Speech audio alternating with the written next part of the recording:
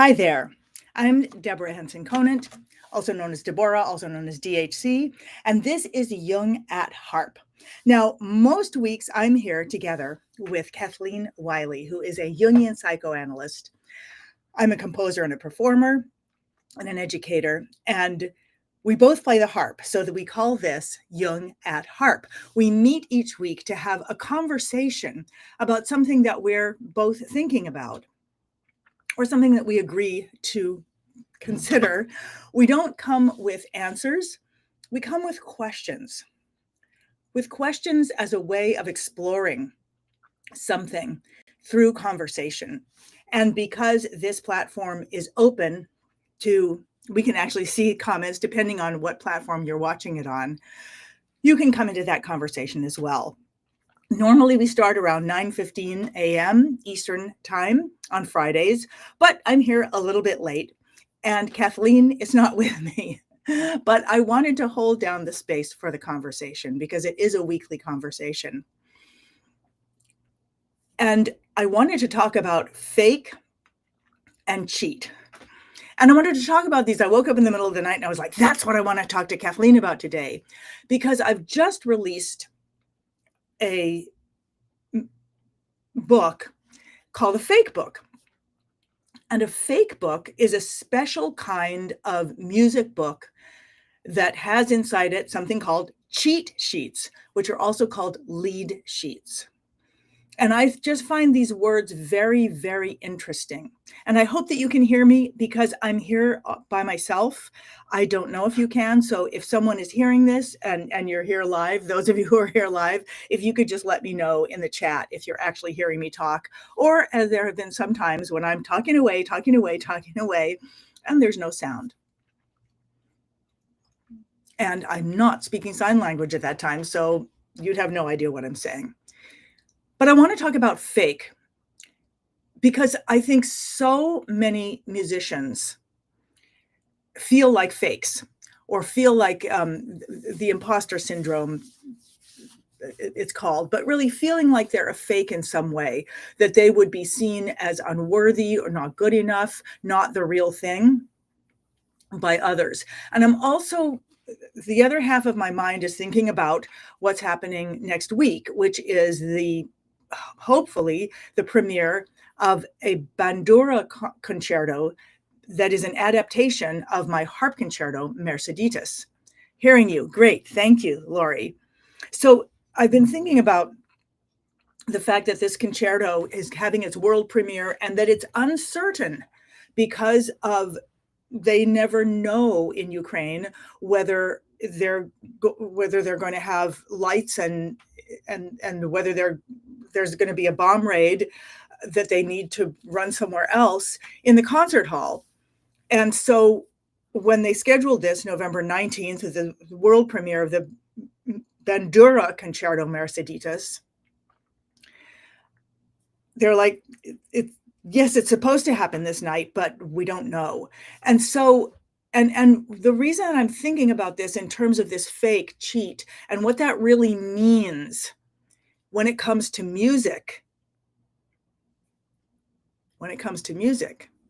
is that the Bandura is a very powerful symbol of Ukraine and has been historically banned and Bandura players persecuted by the Russian government and during the Soviet era, Ukrainian orchestras were forbidden to play music with the banduras. They were forced to play Soviet music.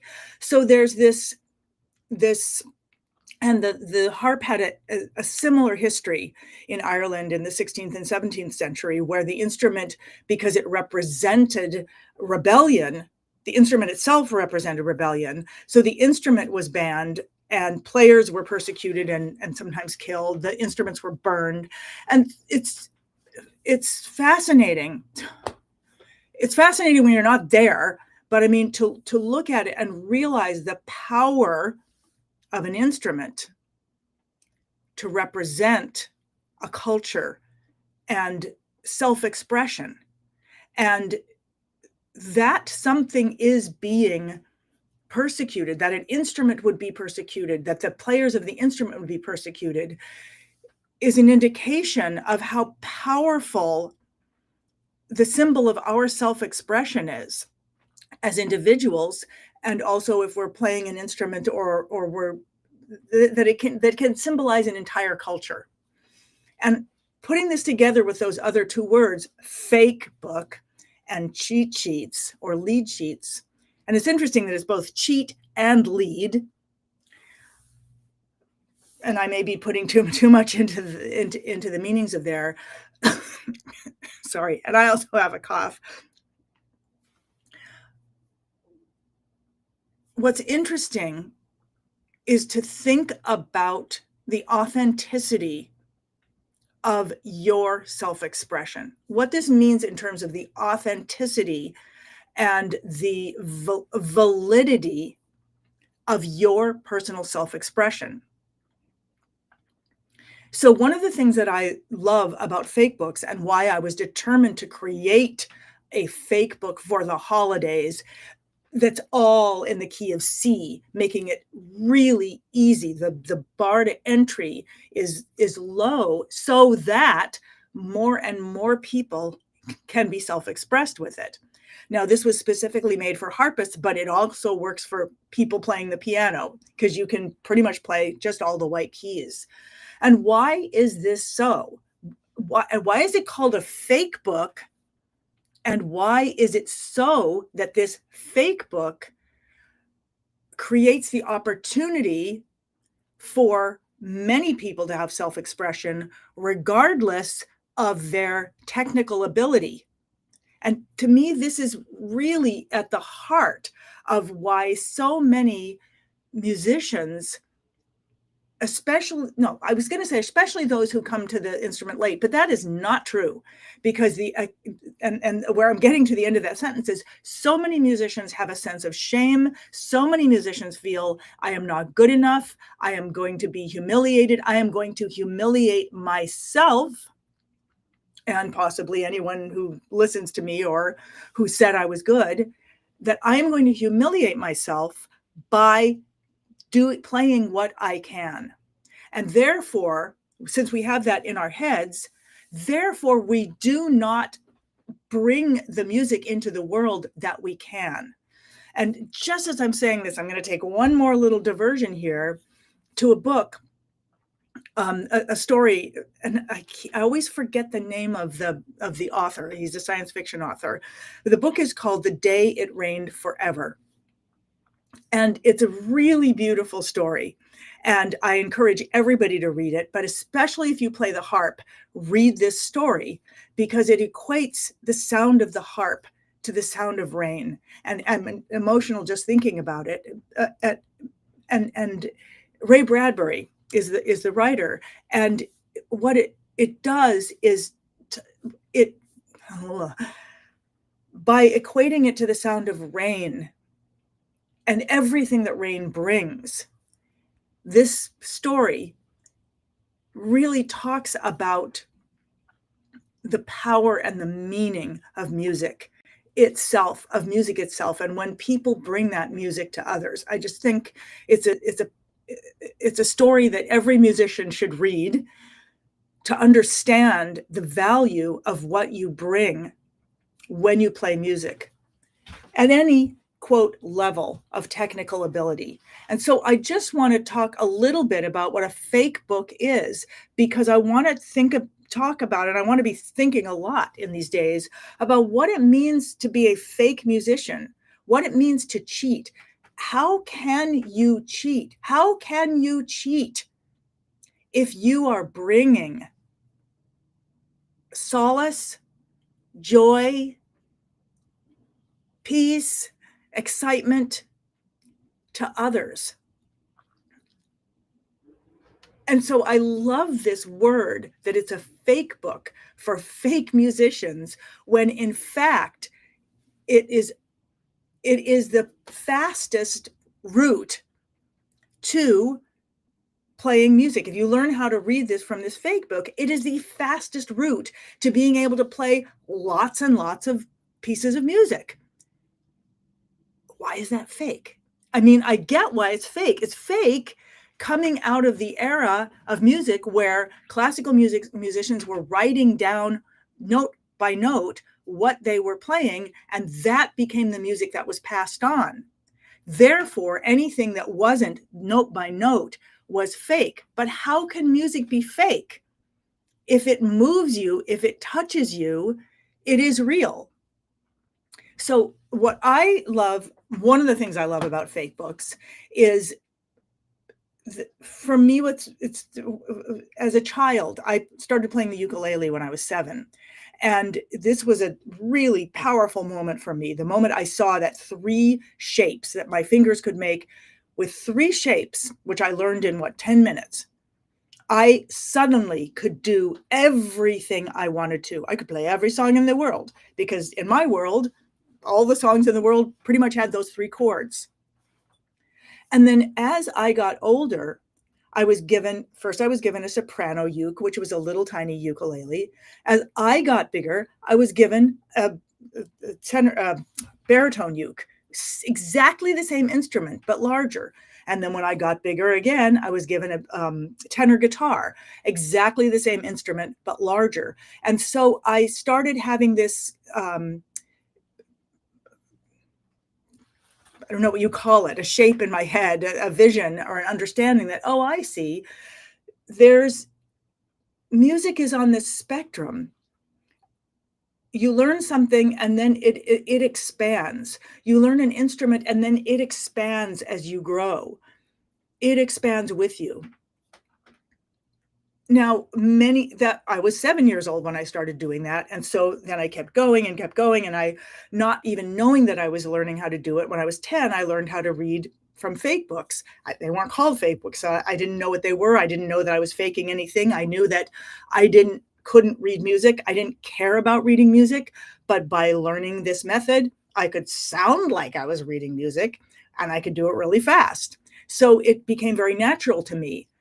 But then in my early 20s, when I started playing the harp, I banned myself from playing that way. I literally said to myself, you are not a real musician if you cannot play all those notes on the page. I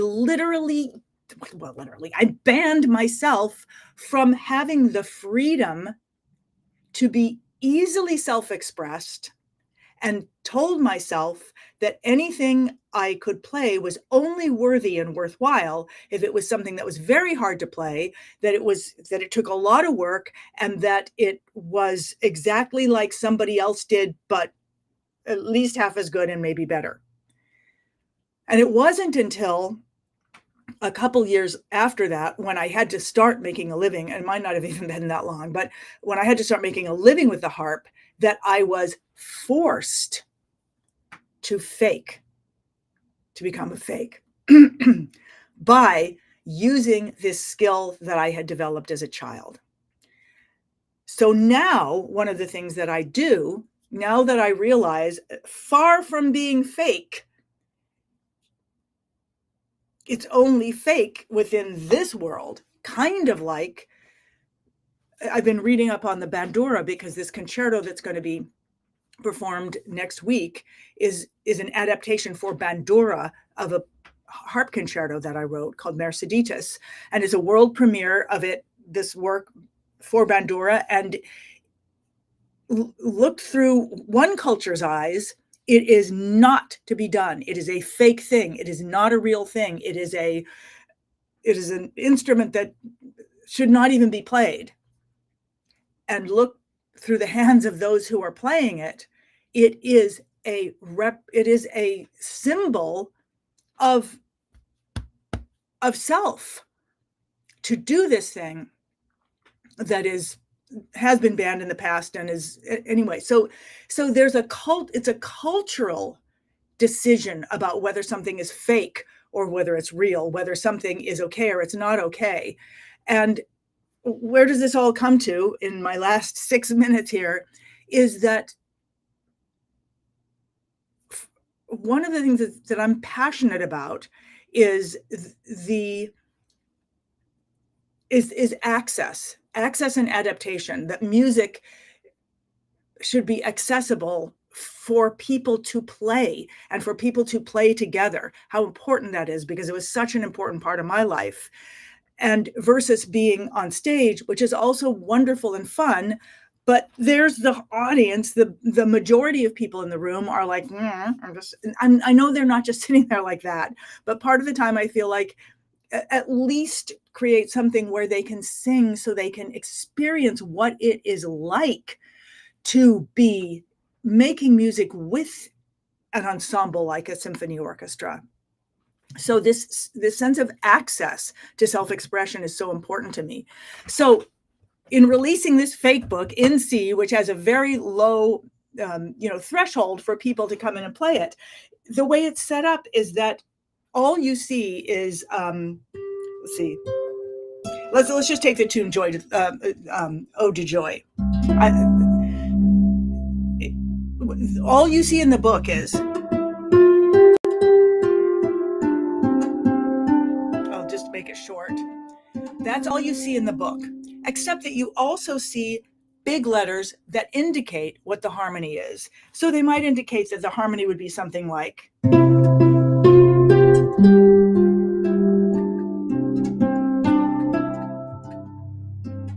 now I'm only playing one note, at a time with my right hand, and I'm playing a single note with my left hand, basically only playing two different notes with my left hand, but I can already be musical and I can already play a song that people know. So I'm already handing a flower to someone who loves that melody. I'm handing that melody to somebody. But then when you learn how, and so at any level of technical ability, if I can just do that at any speed,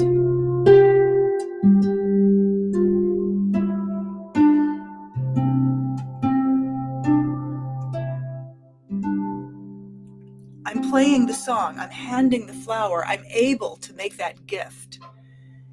Is it fake? Is it fake? Is the experience real? If that person is thinking, well, that's not really Ode to Joy because there's not much notes there, they're going to experience it as fake. But if it's someone who just loves that melody and wants to hear it, longs to hear it, like you long for water when you're thirsty, that is the song. But from that simple fake book version, you can start learning things like you can harmonize. You can create a shadow note. Now my thumb is still playing. Now I'm going to play that with my thumb, but I'm going to put a shadow note underneath it. I don't have to know what that note is, but here's what's going to happen.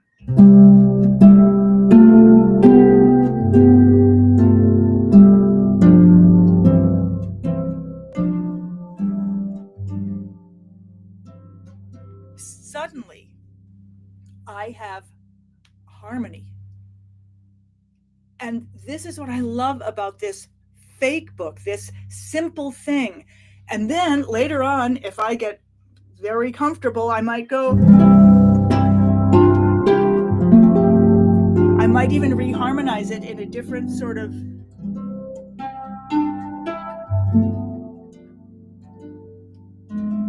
I might even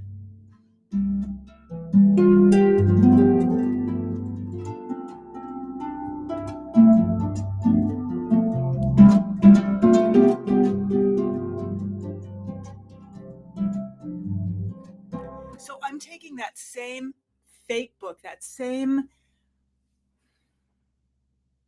simplified, distilled version, and being able to be self-expressed at whatever level I'm able to play, which means to me that I am going to be able to keep playing it. I might even change it like,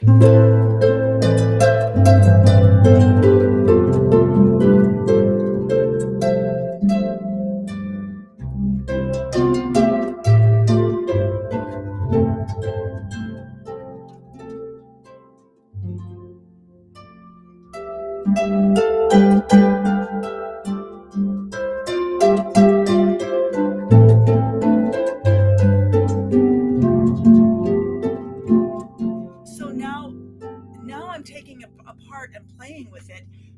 But if I was only able to see the full thing, here's the real thing,